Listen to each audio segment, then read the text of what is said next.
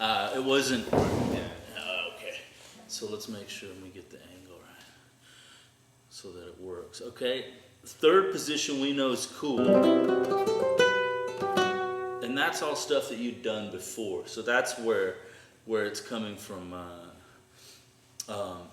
Stuff that you had experience playing before. Now, a little bit of constructive criticism. When you're going to use this type of a melody, like you do in the beginning, and it repeats again, somewhere, either the first or the second time, because when you put it together with,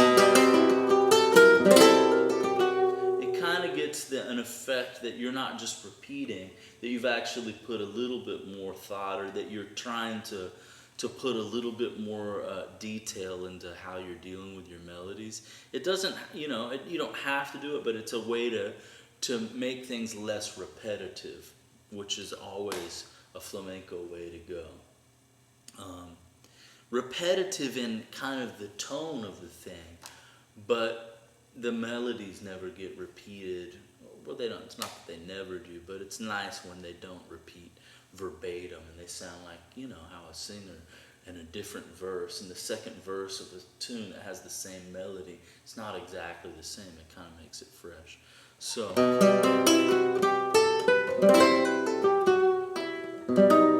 and then don't forget this 6th fret on the 3rd string that you can use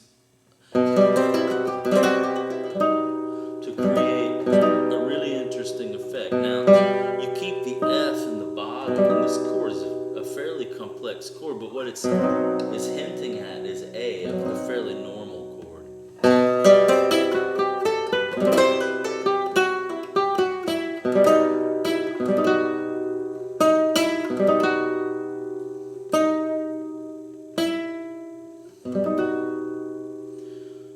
The same thing with A flat, 4th fret, instead of the 5th fret on the first string. It's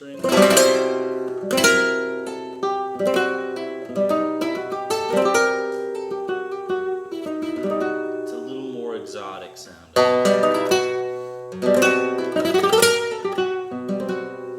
And then try doing this with a thumb. Also try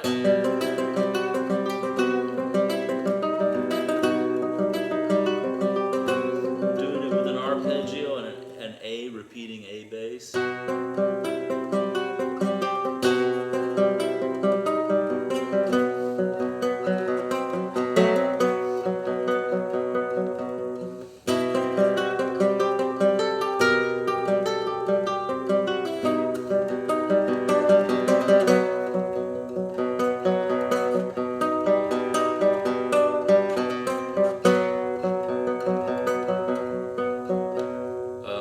And that goes basically for each position, the textures you can do.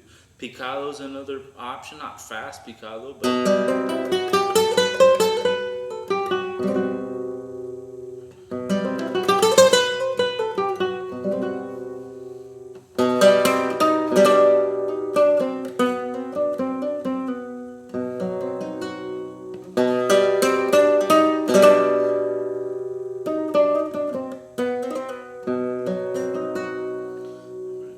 let's go to the second position now.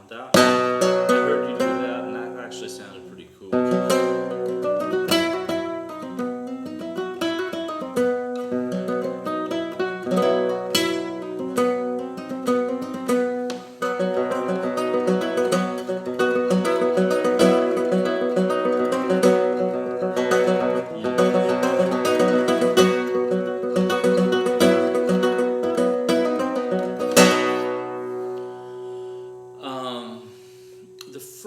Let's call the frets out. Let me go back to the 3rd position, which is the most popularly used one. You got your bar there. You got your open 5th string, and then your 3rd fret here. But then you've got 3, and then we sometimes carefully use the 5th fret. The 6th fret is safe. 3rd fret on the 2nd string is cool, ready to go. 5th fret, great, and 6th fret there. 3rd fret on the 1st string. 5th fret is always going to be easy to hear. That's the one that you picked on both passes of your falsetto. And the B flat's safe. Alright, so basically 6, 5, 3, 6, 5, 3, 6, 5, 3 is all good to go. Watch out for this one, these 2 notes. You kind of sometimes choose one or the other. But you just have to kind of be careful around there and play around with a couple of different ideas before you finalize everything. The one note to look out for and try to use, but make sure you're using it in a way to create an effect that's very Arabic, exotic. And then if you can find a way to come back in somewhere in there to the A, F, C sharp, and E, that's a really nice chord. And even put the G in there.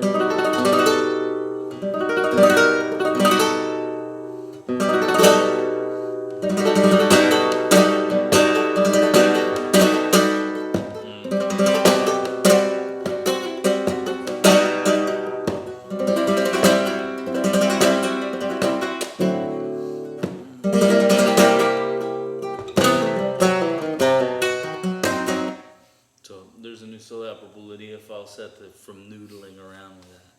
Not that I could play it again twice, but a lot of the stuff I come up with comes from these noodling around with these things. And you've seen me compose before, and I start out with an idea and spin my wheels on it till I find something that I really like. And really until something starts to fall into place. I'm a little bit lazy about it. I want to, scatter the ingredients around and just start throwing them in a bowl and go, fuck it, throw it on the stove, cook it, and see what's there, which is a very flamenco way, a little bit of chance involved in there. And then instead of trying to be a musical genius, a Mozart or something, to go, oh, I know perfectly where everything goes in there. I mean, that would be great. I could stand a little bit of that myself. But I'll do it the other way. This other way is cool. And you let the universe compose the music a little bit, or at least it feels that way. Maybe it's your subconscious, who knows. All right, 3rd position. 2nd position is the notes that you can choose from, or you can choose any of them, but the ones that are going to automatically out of the starting gate sound really great are 2, 3, 5, 2, 3, 5, 2, 3, 5. And then here, if you're going to go up on the 1st string, you need to go 1, 3, 5.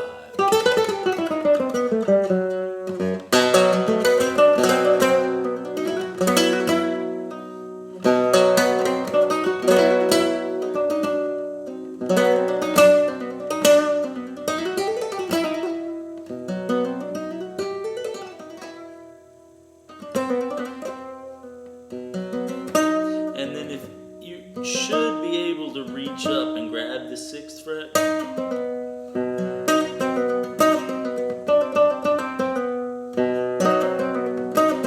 It's a little bit of a jump, and what I have to do, and I assume you would too, is to lift up this finger that you would normally play, the 2nd finger that you play the 3rd fret with, and lift up and pivot to do that.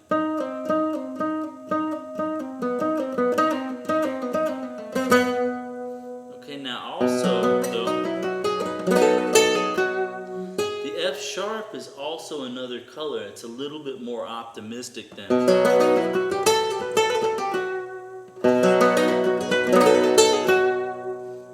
You hear that? How I'm calling that optimistic? It's a little happier, but it's still very flamenco.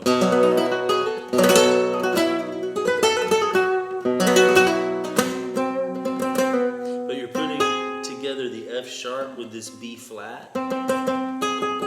Those 2 notes together create an interesting effect.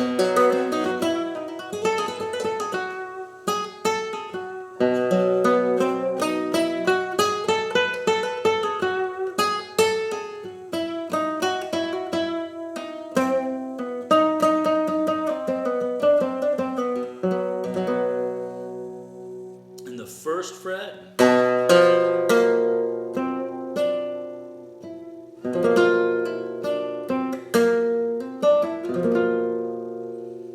You've got the open A and the first fret, which creates a tritone, which is sometimes referred to the devil's interval, which is funny. It's hilarious. The reason why is because it creates a diminished effect where it just kind of repeats and repeats symmetrically into infinity, where you have this chord right here. Let's see, we've got this right here.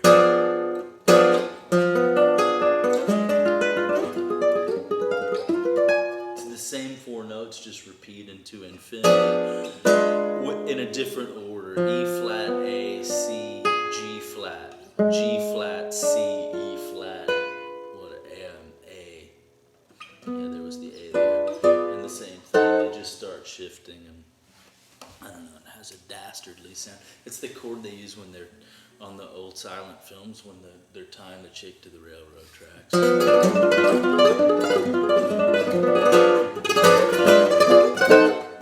And guitar players, because it's the same shape, overuse it. I tend to never ever use that trick, even though I know it pretty well. Because it's very guitaristic. It's something that works well on the guitar. And if you don't know about it, you can nerd out on it for a couple of weeks, and then you go, oh man, there's some other things that we could be doing in here. But that's what a tritone is. Beyond that, we've got A flat, first fret, third fret, first fret, third fret, and fourth fret. When you're going to resolve back home, though, you go to the second fret instead of here, because this is unresolved and it's got a lot of tension. It's dissonant, but it's good as long as you're not trying to resolve anything.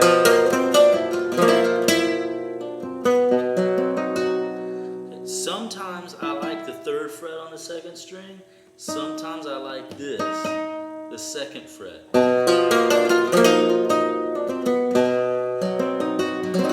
All of them are wrong.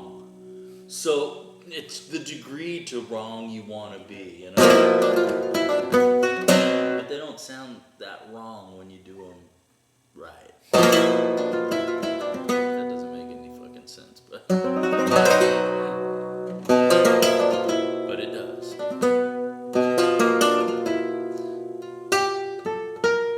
1, 3, 4 on the top.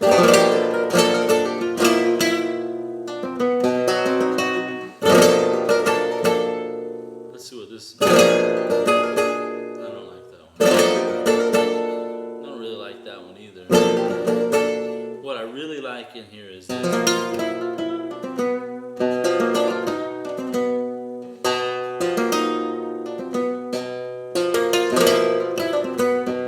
The best one is that. Alright, let's go back now to the fourth fret. Basically similar. Fourth fret on the fourth string, open A again. Fourth fret, sixth fret on the third string. D sharp under the bar. Fifth fret, seventh fret, and then 4, 5, 7 on top. 4, 5, 7, 4, 5, 7, 4, 6. With that in the bottom.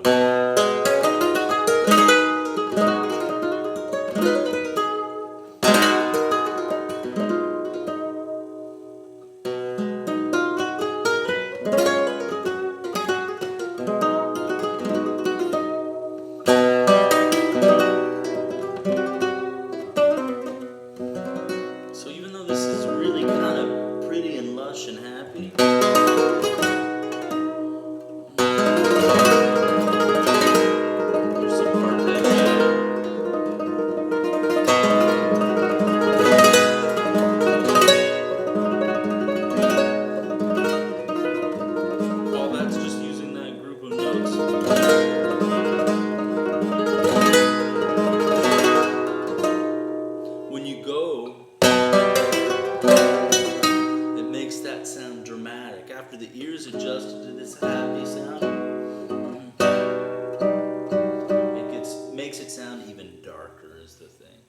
Where if you just start out with this, it's kind of it's not as dramatic because it hasn't been placed next to something so optimistic or so happy sounding,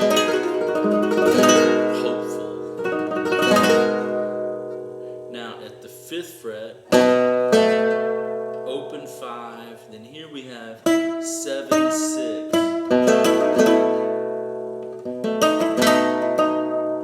And if you want to grab a B flat up on the 4th string, you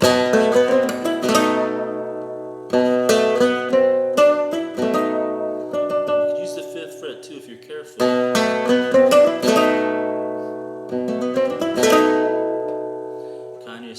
And likes to bend that thing into a D, which is a cool effect that I haven't heard since the 90s. But it's about time somebody do that again.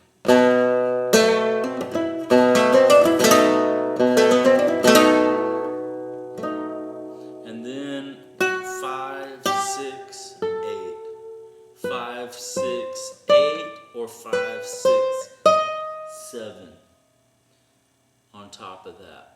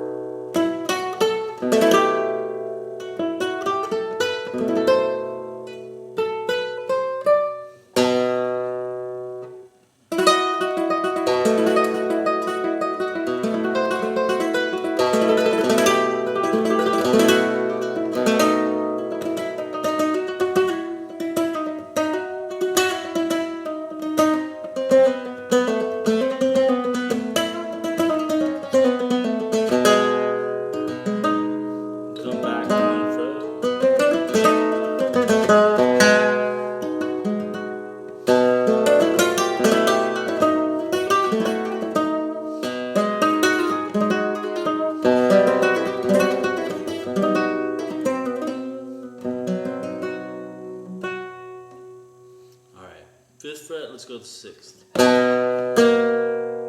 This is the one where you really should avoid that A flat there. It's a little bit too much. Put a B flat on the 8th fret, and then you have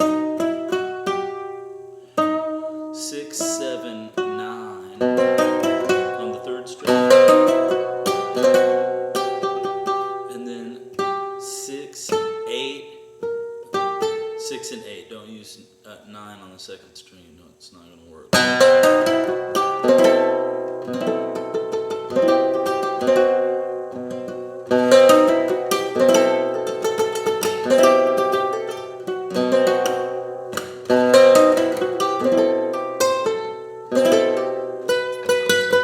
If you have to, well, that note's in there. It's a nice note. You either put it on the 5th fret or you have to reach up to the 10th.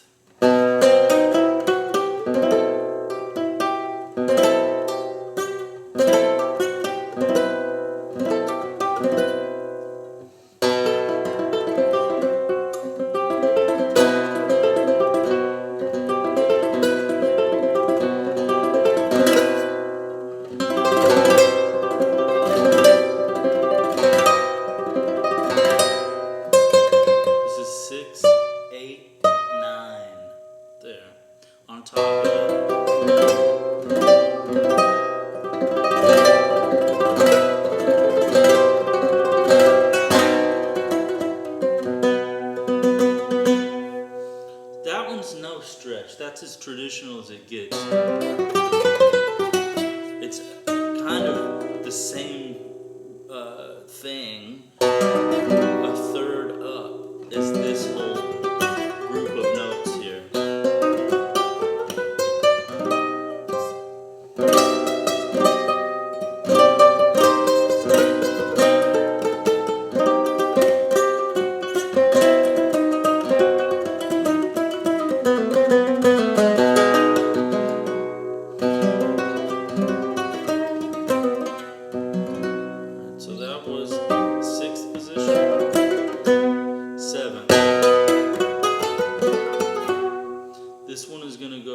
open 7. And on the third string you have 7, 9, 7, 8, 10, 7, 7, 9, 10 on the first string. 9, 10.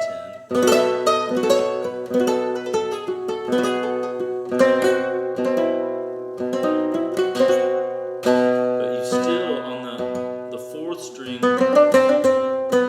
you still have this dark Arabic color on top of it.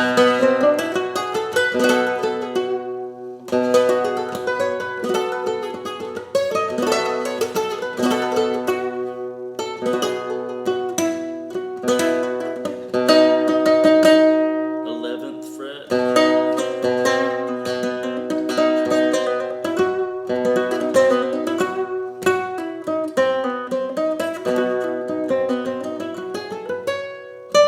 Whoops.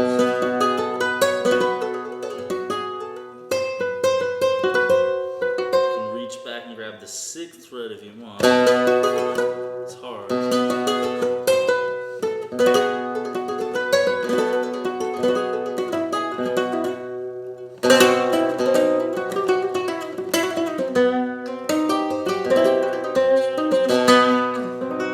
Alright, that's the 7th, the 8th, and this is kind of where we leave off.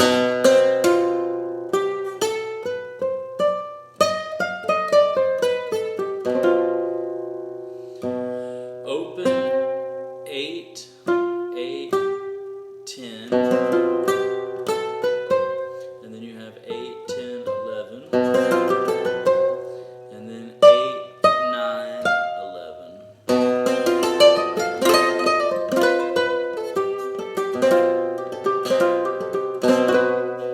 And this produces this A Phrygian chord. If you, on top of that bar, put down open 8, 9, 10, and if you want 9 on the top.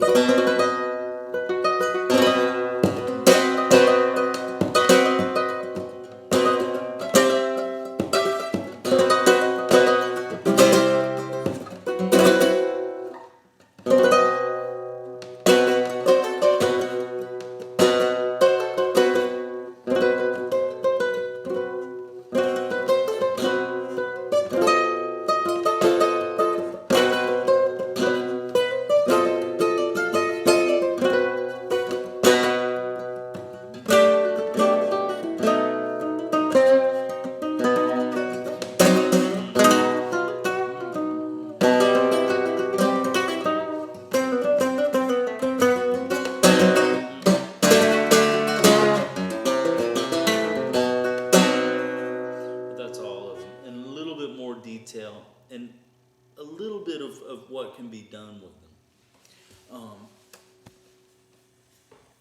Now, so I'm going to leave this running. I'm going to do a couple of other things that aren't those bars, because you need a little bit more to deal with than just that.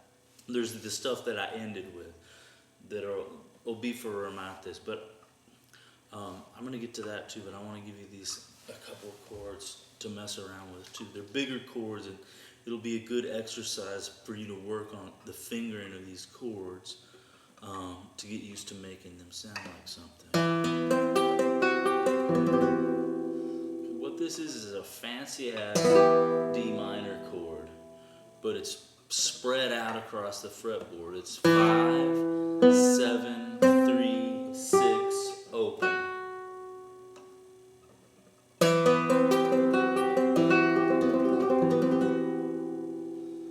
Then what you're going to do is bar at the 3rd fret, but leave these 2 fingers where they're at. So you have 3, 7, 3, 6, 3.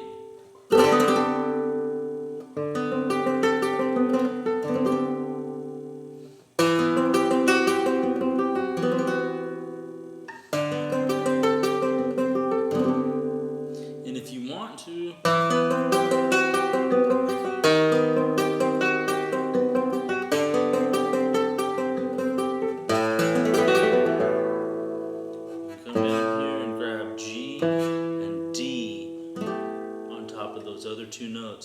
lift the bar up and just come over there like that. And you've got a really fancy G minor chord. And then if you want to bring it home to an A chord or a por medio resolution chord, you invert these two fingers like that. So even though it's a big stretch of a chord, there's some other nice stuff right around it. My guitar's not getting more in tune. The more I tune it, it's getting more out of tune.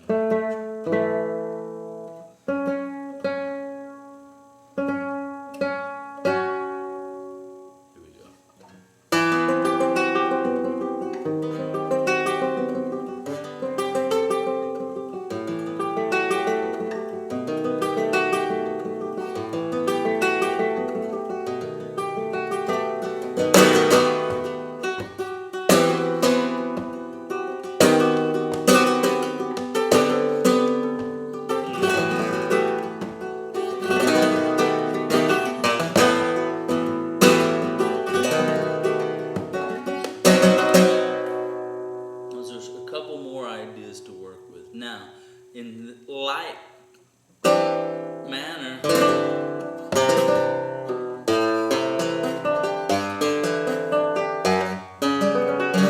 there's another group of chords down here.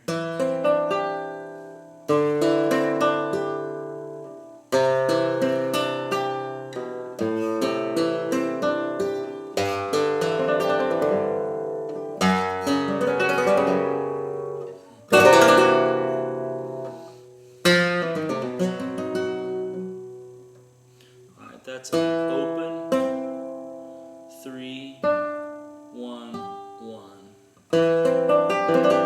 And that's a fancy B flat chord. It's hard. I hear it. Some people are like, I don't hear that as that. Some people hear it as a D minor. It kind of works together nicely with a D minor.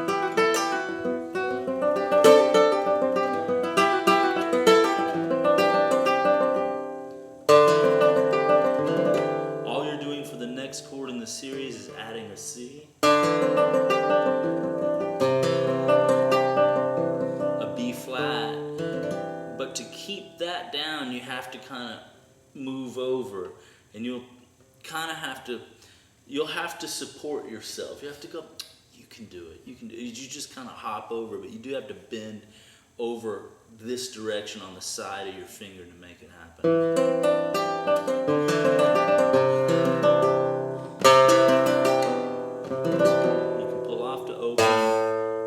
Grab the G, but when you do, with your pinky, put back the B flat, and you get a really cool G minor chord there.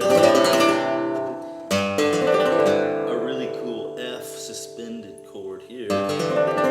It's a suspended fourth, but you have a 13 in there as well, a D. And then that kind of demands to be resolved to here, to E, like a soleá, but it's brief because you got to get back to A, so you put things back with that chord there, and then you resolve. So between these two things here,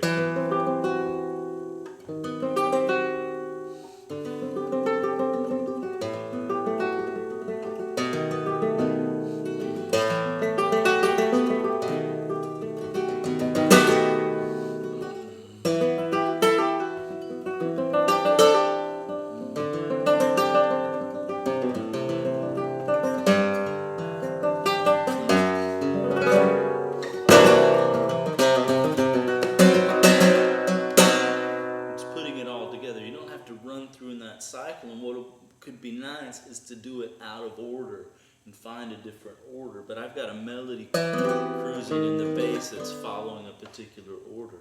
There's nothing to say you can't go.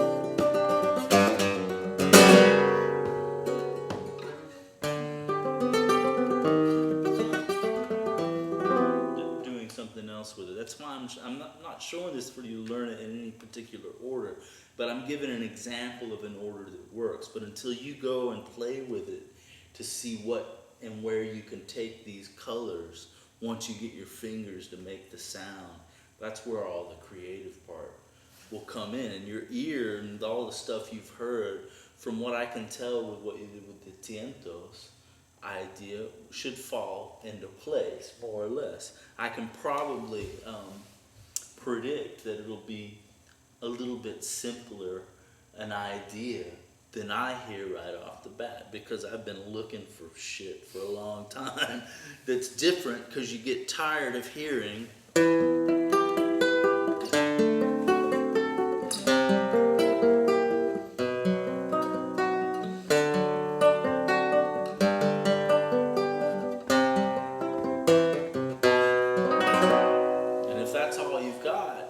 sound flamenco, but it'll also sound cliched. And even some of this other stuff can be cliched if it doesn't get dealt with in a clever way. But that goes for everything. I mean, we've got 12 notes we're working with. It comes back to that. We're kind of using limited resources to create a lot of music for the last 250, 300, 400 years now, since they started writing stuff down. So we've kind of gotten away with a lot with these 12 notes. I guess I guess the math would give a lot of different, the probabilities are, there's a lot of stuff going on there, but really, I don't know. I mean, if we looked at it back then and go, man, for the next 400 years, you can use these 12 pitches, you're going to come up with all kinds of shit all over the world with them. I could probably say, I don't know, man. I think we might need a few more. Like the Indians. Maybe we need quarter tones. Maybe we need a 24-note system. But that's not everything you can do. It's two sets of cool, really three. But these two things are kind of related, because they're both kind of one position you hold and move over different bass notes to create different chords without moving very much, is what's going on.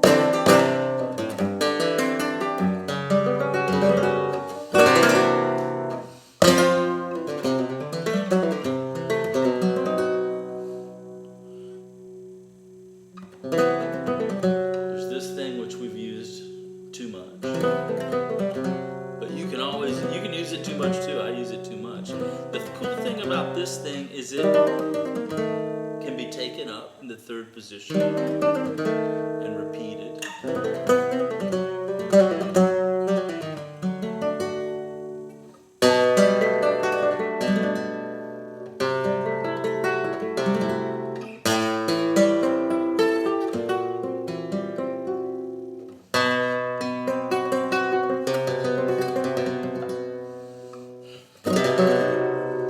Don't forget to use an A chord with a B flat up there. They're making these two strings crash together so that you hear the sound waves.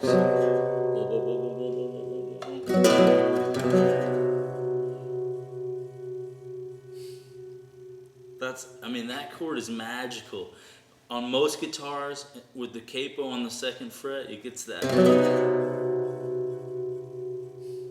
thing going on at the end, which, in a noisy club, that nuance never cuts through. But when you're at home by yourself with your guitar,